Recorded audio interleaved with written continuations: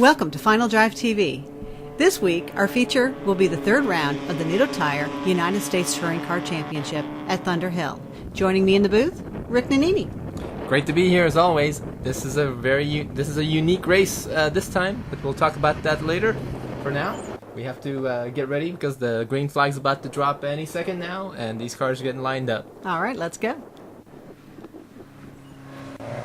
On pole today, we have Ken Dobson in the Cobb Tuning Mazdaspeed 3.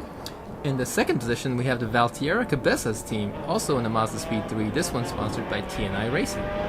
And in the third position, Kurt Simmons driving Bovenberg's MBO Motorsports PPG Red Zone Honda Civic. Well, we have to get back to the race. The green flag just dropped. The starter just waved the green, and Dobson's took off. And here comes Simmons in the Civic trying to go get to the Valtierra Cabezas. That's right. He is on that bumper, isn't he? Look at this. Going. Yeah, and you know, we can see right here that Simmons is trying to get after the Valtierra car. But in the meantime, this is giving an ample opportunity to Dobson to just take off and go. But now, wait a minute, we have some issue. Tony Mack is stopped on the track. Something happened to his car. Well, how does that happen? He was driving the speedy oil change Acura Integra Type R, and he was doing very well all weekend. And now he's parked on the side of the road. What's going on? That is not a good start to our race. Yeah, but now we can see Dobson's took off. And he's just gone after only just the recent start. But now we have these two guys are going at it. Now, we should tell you this race today is a little bit different than normal. This is true. If you've been watching our races, you know that this doesn't quite look right for Thunderhill. And it doesn't look right. Oh, you're right. Sorry to interrupt you, but here's okay. Full tow into the pits. Not good. I guess the problem was terminal. And, they're giving him in, so... We're going to have to report on that later, see what's happening when we find out from the crew what's going on. But back to our race. So if it didn't look like Thunderhill and you thought, right, the announcers just don't know what they're talking about, that's Thunderhill backwards. So all of these turns are going to look a little bit different. And the drivers are going to have that adjustment period. Things are a little off camber, possibly, from a normal the direction. Is that Bovenberg in? That's sorry, Bovenberg's Kurt. car. Yeah. It's Kurt Simmons. What's he doing? Pitting on lap 2 already?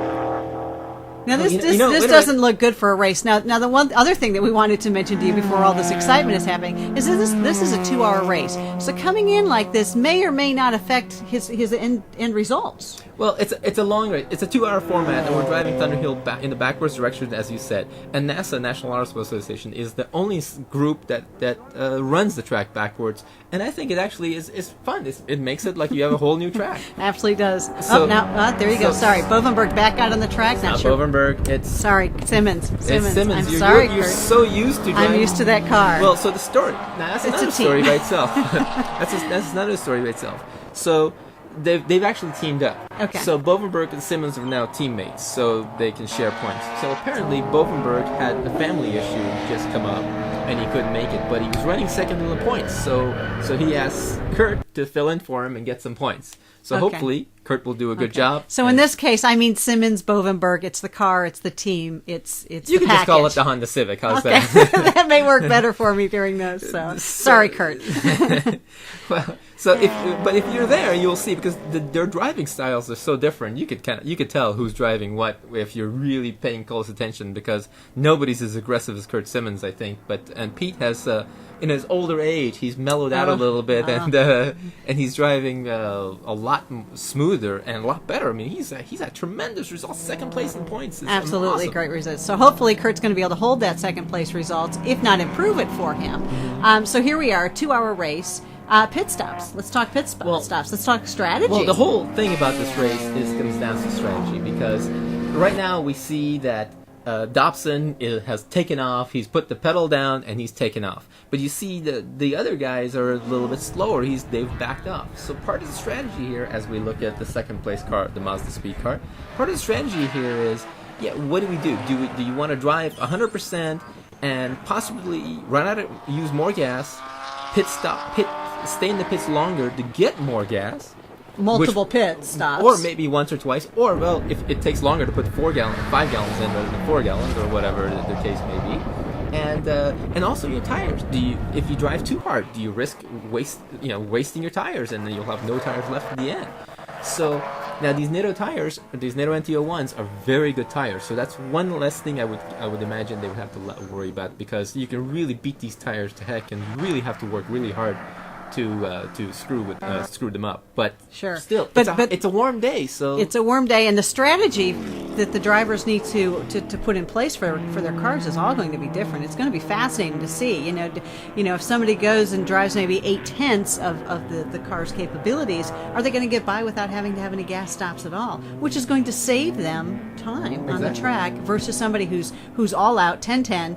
And has to come in and fill because he's just eating up the resources of the car. So you see, we just saw the car of Valtiero Cabezas Mazdaspeed 3. He got passed by one of the BMWs, and his whole thing is, you know what? Go ahead, pass, no problem. I'll get it back.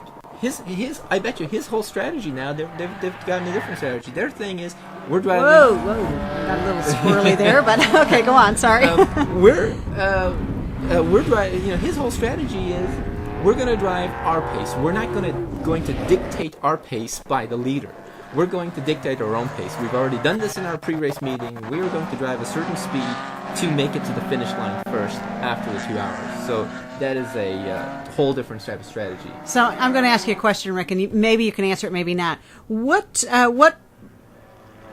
one of our drivers have all the enduro experience? NASA, we've talked about the National Autosport Association before. They have a very extensive enduro series. Which one of our drivers have been doing that also? Which that skill set's really going to come into play. That's a really good question. Well, Dobson is one of the most experienced guys in the field, but he most of his races, if I'm not mistaken, have been in the sprint format. So, but Simmons Bovenberg team, those guys have had a lot of time spent in running 12 hours and 25 hours. Now here we go, pit stop number 1 for Ken Dobson. So he pits from the lead, and as you see, a lot of the cars are already leaving. So he pits. And let's see how good a job he does. How long they're in the pits. And this is another thing entirely different. Driver skill set aside, what is the capability of his crew? There are requirements when you come into the pit. You saw the tray was put down. They can't have any gas spillage on the... The NASA rule is if you spill anything larger than a quarter-size drop of gas on the ground, you get a 5-minute penalty. Added onto your time at the race. So you see the yellow jacket there. That is the NASA official watching this fuel stop. So if you'll also notice, the fueler is in full race gear. He's got a helmet. He's fully dressed. This is a safety precaution. And then he's got the man with the extinguisher also. So you've got an extensive team now that you don't really have with the sprint racing. And you could drive a beautiful race. You could drive... Oh, that's 5 down and 5 more going in. So you could drive a beautiful race, but if your fueler is slow, if your fueler spills gas, then everything you worked for up to that point is out the window, and you have to start from scratch. So... It's a whole team effort. It's not just one guy driving the car. It's everybody in the pits. I find this format exciting. It's shaking up their sprint racing a little bit. It's adding new strategy, new ideas that the teams have to deal with. And we actually have 2 of these in the year this year. Yeah, we do. We have a second one in August in the normal direction at Thunderhill. Okay. And then we have this one in the backwards direction at Thunderhill. So that's a key thing. So. Hopefully, Dobson will have a good pit stop here. Right, and the gap that he developed and the spacing that he developed in front of that second place car, hopefully is not getting all eaten up in this first stop. So the thing here was, by the way, I received a text message from Jeff who's down in the pits. The reason that Tony Mac's car broke, transmission. Oh, which is kind of a weak link on that car from what I understand. So that's really a bummer because without the transmission you're not going. Okay, so it looks like he had a clean, no penalty-free stop. And then the other issue was we were wondering about why Simmons pulled in on lap 2. Yes. And his window net came off, so he had to come in, reattach his window net. Fortunately, he did it without a penalty because he would have gotten a black flag penalty. As speaking of the devil, here he comes in the pits for his fuel stop. So this is his second stop so far, while Dobson has only had 1 stop. That's true. So the first one was a short one just to reattach that net so he didn't get the black flag condition. And here he is going with the fuel. They're putting in the first 5. I don't know what their plan is, 5 or 10. Yeah, Dobson that's had. also part of the strategy too. Oh, well, look at that! Did you see what happened there? Yeah, So the one of the crew members was checking the tire pressures on the car, and NASA specifically stipulates while fueling you cannot touch the car. This is true. Doing any Absolutely, work on it. you can do a driver change, but you cannot do any other work. You're on the allowed car. to clean the window, and you can do a driver change, but that's it. You cannot. You have to wait till all fueling is done before you can torque wheels or change tires or do anything like that. So the official told them there that, hey, stop. But did you notice this? In his pit stop there, he took a lot less time. He did. than Well, he Dobson. only took 5 rather than the 10 gallons. But even the 5 went in much quicker than Dobson's thing. Different Dobson's thing seemed techniques. to They had take the forever. 5-gallon jug with the hose attachment to it for Dobson's, where this one, it looked as if the maybe the location of the gas intake was in a different location, so they were able to use a funnel straight on top of the back hood area. Hard to say. This looks like a quick fueler that they're using. So that was a big deal. So now we'll see what the difference is between those guys. But so now hopefully Simmons, with his quicker pit stop, hopefully he's made up a little bit for his window net problem that he had. Because if this was a regular sprint race, that would have been it. That would have been game over. The game would have been over with the net coming in for the net. He would have lost valuable time in that 40-minute race. Well, it looks as if we've got everybody out on course. No one's in the pits right now. So nobody received in that round the pit stops. The good news is nobody received any penalties, so there was no issues there. Nobody spilled anything. We've got Dobson out front. And we had Dobson out front, but now we have what looks like Simmons is now catching up. And We're passing. What are we catching here? in the Valtierra Cabezas car. Now these guys are second place, and here Looks like he's taking it down the straight. Let's see if he holds that the corner at the end of the straight, which is the 15, really. Corner 15. Now see here again, we have a little difference in philosophy here because the Valtierra car, their philosophy for the race looking at how the race is progressing is they're just doing their own thing. So they're not going to fight with anybody. They're just going to drive their own pace. Meanwhile, Simmons, because of his earlier miscue, he has to basically drive 100% to catch up. You're right. Looks like our second place is in for his. So the Valtierra TNI Racing Mazdaspeed 3 comes in for his first pit stop, I believe, and hopefully they'll have a good clean stop. But so these guys, I think, are doing the smart way by staying out of trouble and just setting a good pace and doing a good thing. But they're doing something that's unique. They're doing the driver change. Oh, you're right. Look at that. They're the only ones that in the bunch that have elected to do a driver change. So. Which, in reality, they have the time to do that. To fuel up in the 5 gallons is ample time to do a driver change. Well, they're doing 10 gallons. They're going to need 10 gallons. Oh, okay. Well, then certainly enough time for a driver Right. change. There shouldn't be any issue with that. It shouldn't add to their pit stop length. The only thing it's going to do is that maybe the new driver, whichever one it is, could go a little slower in that first lap to get used to the car, see how it feels, see what's. Well, I guess from what I understand, their strategy here was because Ron Valtierra was the first driver, and then Felipe Cabezas is the second driver who's just getting in. And Felipe apparently is the more experienced of the two. So their strategy has been for Ron to set a good pace in the early stages, and then basically turn Felipe loose on the second stage and say, okay, go get the front guys now. So that's kind of their strategy. And if everything goes well, they may be in the position to actually do it. Because that's the cool thing about this. You may think that, right now we're a lap behind, we have no hope, but as soon as something happens, somebody gets a pit stop or whatever, then boom, you're in the winner. You're absolutely right. 2 hours is a long time to make assumptions like that early on that you're behind or ahead. And you need to make sure that you have enough car left at the end. If you have a driver who's really aggressive and he pulls in and all of a sudden, oh, I'm sorry, the brakes are worn out, the brakes are too hot because you've been using them, you could, boom, that's it, you're out. You could go off course easily and do a lot of damage, and then everything you've worked for is gone. So strategy, again, hugely important in a race like this, in any race, but when you're talking a 2 hour, there's just different things to consider. That's so right. you were right. He did need that 10 gallons. So yeah. So and again again with the tire pressures, And apparently these guys are not very good at reading the rules. Well, I would guess that these are not the ones that are experienced in enduros, because that's just given in the enduros, and it's hard. They've got all of the UST rules. They're worried about getting their car set up. They've had to change maybe some of the suspension because we're running in the opposite direction, so that changes their turn-in points and how the car handles.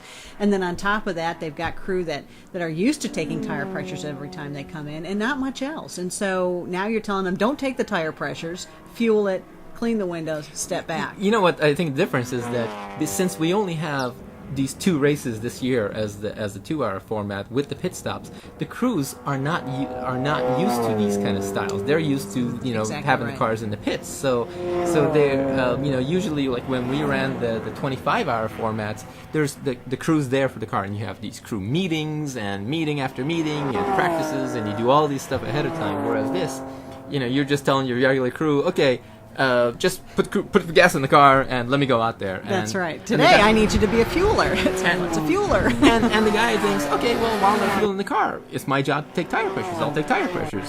So he hasn't read the rules, and the driver doesn't see it. So what's he gonna do? So anyway, so that's what it is. So now we see about the Valtierra Cabezas car with Felipe Cabezas driving is now in front.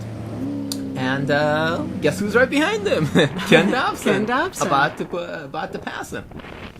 So this should be interesting about see what's going to happen here. And Dobson looks like he's really closing up. He's coming up on him. Right. So now just you gotta take it easy because you don't want any incidents here, and to see what they do. But no, looks like he easily makes the passing straight away. Flames coming out the exhaust, and he goes away. So that was very nice. So now Dobson's doing pretty well down here. Seems to be doing well, gapping between the different cars. Mm-hmm. So what's our guess? Anyone stopping for a second time? Or you think they're going to make this through? The race director has said that you could do whatever you want as far as refueling goes. You can do a zero two stop. You can do a 1 stop. You could even do a 0 stop if you want to just putt around and go really slow and do a 0 stop. It's up to you. You can set the strategy, and which is what makes it so much fun. That makes it exciting, I think. Because you can set whatever strategy you want that you feel best helps your car. These guys, as you look at Ken Dobson's crew, it looks like they're having some issues. So they're talking. Oh, Ken's see, in. here we go. So right, I guess they were going go. on a 2-stop strategy, so they the came in guess. for their 2nd stop now. But these turbocharged 4-cylinders, with when you could talk in a turbocharged 4-cylinder, putting that close to 300 horsepower, it sucks a lot of gas. So now they have to come in. Let's see if they put 5 gallons or 10 in, and there's not much time left in the race. So these guys. Well, you're not winning a race if you get stopped out there without gas. So even if it's a splash and go, it's still taking some time. So Ken looks like he's in happy mode, but I think he was. I don't know if they were expecting this. I think maybe they just ended up. Well, we'll find. Yeah, see, he only put 5 gallons in. Little splash and go. So maybe, with the amount of time left, I think they were hoping there was going to be a 2-hour, but. Some of these cars, too, as you turn around some of the corners and it starts to sputter a little bit, that it's just not going to make it. Yeah, and sometimes you're surprised by just how much gas the car burns. And Dobson's car is a new car. This is the first season they've been running this car, so they don't have a lot of experience in knowing exactly the rate of fuel. This is true. They are still in data collection mode. So. That's very true. Now, this information will be very helpful for him in the next. It will, but you know what? This is what the 2nd stop has done now is it actually has given the first place away now. First place now is Simmons Bovenberg. Who did 1 stop? Who did 1.5 stop? I guess you can say. All right, true. But he did 2 quick stops as opposed to 2 long stops for Dobson.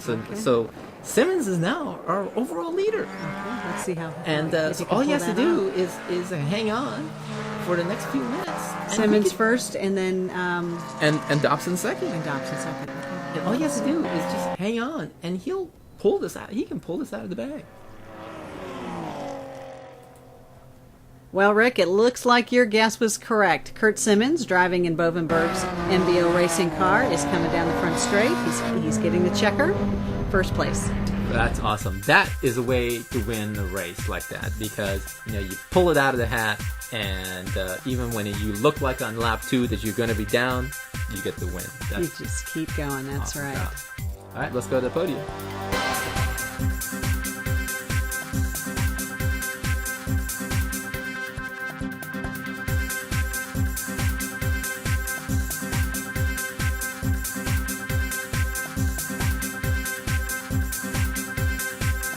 So tell us about your race. How'd it go? It went pretty well. We ran our consistent time, and we got a good finish. We just wanted to really finish the race, and did a great job. Now, you guys actually did a driver change halfway through. Who actually started the race? Ron started, and at the hour mark we switched, and unfortunately we started getting some fuel starvation like 20 minutes before finishing the race, so we had to pit a second time to get an extra 5 gallons of gas in the car. Now, you did the race the last event, and then you guys teamed up this time. What's the plan for next race? Because next race we'll go back to the sprint format again. The next race, Ron's going to do it, the one at Infineon, and the following race, we'll see who's going to do it. But I'll probably do the one after the Infineon one. I'll do the next Infineon one for sure. Well, proud new papa too, huh? Tell us about that. 35 days old today. Actually, 36 days old today. Baby Isadora Marie, who is the I in TNI Racing. And got that podium finish for her. Way to go. Absolutely. All right, well, I'm here with our second place finisher, Ken Dobson, and the Mazdaspeed Cobb Tuning Mazda 3. So tell us how your race went. A 2-hour long race, a little bit different for you. Actually, it was pretty uneventful. The race was nice and not a lot of traffic, which was good. Apparently, I kept finding some good open laps, open traffic, and I was able to just kind of do some nice, consistent laps. Biggest thing I think that I had to compete with today was just fuel economy and fuel mode and conserving mode, and obviously that little Mazdaspeed motor is pretty hungry. That turbo's spinning pretty quick, and so we had to come into a second stop, which was kind of unfortunate. I think that really ultimately cost us the win today. But you know what? We're gonna learn from this, and I think we're still in the points lead. So we're leaving here happy yet sad we can't have a perfect record this season. But that's what racing's all about. We'll learn from this and go back and come back and try to win the next one. The SRT4 actually. Car looks like it's probably going to be retired maybe or taking a little bit of a break, and you're going to team up with Pete for the rest of the race. So able to get your teammates some good points here, buddy. Well, yeah, that was the whole reason here. He wasn't able to make it this weekend. Called me yesterday and asked me if I wanted to go run, and he's paying the bill, so I showed up. It wasn't bad. We didn't qualify. I didn't even get here till about 3 o'clock today, so it's just a matter of jumping in the car and going. Now, you did say you didn't qualify. You just got in the car and go. How long did it take you to really get accustomed to the car? I know you set your fastest lap 10 laps from the end, so obviously it took a little while. But any difference between this and the SRT? Oh, yeah, a whole bunch of difference. This car actually handles a lot better. It could use a little bit of more work, but nice power band on this car. It's a nice, smooth, a lot of shifting, real close ratio box. Really nice car. It takes very little input to make it do anything, which is nice. So are you going to pull Pete out of the seat the next event? Say, hey, look, buddy, I'm 1-for-0. He's 0-for-2. Well, he also has, I think, 2 second places or something like that. So he's doing okay with the car. And this new motor combination he's got in it is excellent. And it still needs a little bit refining, and the chassis needs just a little bit more work, but it's really good. And the Dodge is actually in one piece. And we'll probably bring it out at Fontana, I think, is where we'll show back up again. All right, well, I'm here with our host, Becky Arsham, joining me down here, coming out of the booth, coming down to the gridiron here again. Yeah, that's all right, Jeff. I thought I'd come down and see what's going on in the real world rather than up in the booth. Oh, I had to tell you what we did. We did a 2-hour-long race. Well, isn't that the truth? Are you talked out from up there? No kidding, yeah. Lap after lap after lap. Not quite the driver exhaustion, I'm sure, but yeah, 2-hour enduro. Different format than normal. Yep. Different track than normal. We talked about that. Different track, backwards. Read it backwards, little red. That's right. Yeah. Thunderhill backwards, so that was interesting for the teams. I'm sure it is a little bit of a challenge, setting their car up differently. Turns are different. Yeah. Handling's different. And just that longer race. The one thing that the drivers had on their side today is that it's cool. It's very cool down here. It's very cold here. Yeah, I'm still got goosebumps. It's really cold. Actually, Chamber of Commerce Day right now here at the Sunset. Why couldn't we have started the race under these conditions? Absolutely beautiful. It would look like it was threatening rain up in the booth. Those clouds were coming in, and I'm sure the drivers were kind of debating that rain tire. Which ones we're going to do? Yeah, that made a lot of decisions for the teams, I'm sure. Yeah, a couple of sprinkles to add into Right that decision. Yeah. But so you actually got to drive the pace car today too, huh? Yeah, I did a little bit of everything. Yeah. Here, up there, in the pace car. What's for dinner? I don't know. We're going out. Hey, all right. So, right. no, but anyway, so next race, we're back to regular format. Yeah, we're back to Infineon Raceway again, back to sprint format again. But hey, how about Mazda 2-3, and we had a Honda on the podium for the first time this year on the top step. Did absolutely good. Yeah, and you never know. You never know. Pete got a hired gun, and I figured he's second place both races. Can't figure it out himself. Might as well get somebody else to do it, right? Now. We've got a new team, is what we have. Yeah, Team MBO Motorsports now. It's been a team. They got declared a new driver, so they got that going. They got that going. Hopefully Kurt will, like he said, be back in Fontana, and Ken Dobson's still going to be in the points lead. 2 wins in a second. Sure. So he'll still be in the points lead again, and then the other Mazda picking right up. He's right up there on the podium he is now. Right that up is there. great. He's got those orange rookie plates, but I'm not getting rookie out of this. Still driving the car to the track. Yeah, that's okay. Yeah, that's how you start, isn't it? That's how I started. Mm-hmm. But so this is an exciting round 3 is complete. We're looking forward to round 4 in June. Mm-hmm. Had new sponsor Ironclad gloves stepping up with gloves for everybody. I actually drive with Ironclad driving gloves, so really great that Ironclad stepping up for that. That's really awesome. They've been a sponsor with the series before. Oh yeah, they've been here all the time. They're back again. It just shows sponsor. how great the series is becoming. That we got returning sponsors. You got the Optima battery deal now. That is huge. I didn't have that when I was racing. I'm still jealous about that. I never had the GoPro camera. Never had that again. Yeah. All we got was cash, which is not too bad. Cash isn't bad, but I can buy all the Optima batteries I want. But product is good too. But still, with AEM and STRI and driving impressions, Duplicator continuing to be the top. And Duplicator Top Rookie Award 3 years in a row now. It's not going to a Mini this year. It's going to a Mazda. Yeah, we got 2 Minis, that are painted with full Duplicator, including their hauler. Yeah. So that's pretty good there. But that's okay. But sponsors have been great. They, we appreciate that, and we hope that they continue out through the rest of the season. And I know that the drivers really appreciate all that support too. And I think the coolest thing we had a 2-hour-long race. It was, pushing these cars to the limit. It was a really close finish, and nobody had to change one tire. Not a tire. I was looking at the tires on Pete Bovenberg's car with Simmons driving. It looks like they just did a practice session. And they just did 2 hours nonstop. I mean, pitted for like 30 seconds, and that's it. So not a chance for the tires to cool down. And those NTO ones are just perfect for this car. They are. In these series. They really fabulous sponsor once again, and it's done a very well job. Well, cool. Good job for this. Well, I'm glad you had fun in the booth, had fun with the pace car, had fun down here with me. A little bit and we'll see if we can have some more fun at Infineon Raceway coming up for round number 4 of the Nitto Tire United States Touring Car Championship at Infineon Raceway, June 26th and 27th. Join us on Final Drive TV. And we'll see you then. Thanks for joining us. Tune in again next time when we'll bring you another exciting episode of Final Drive TV with the latest news from the world of cars. For more information and to view complete episodes, please visit us at finaldrive.net.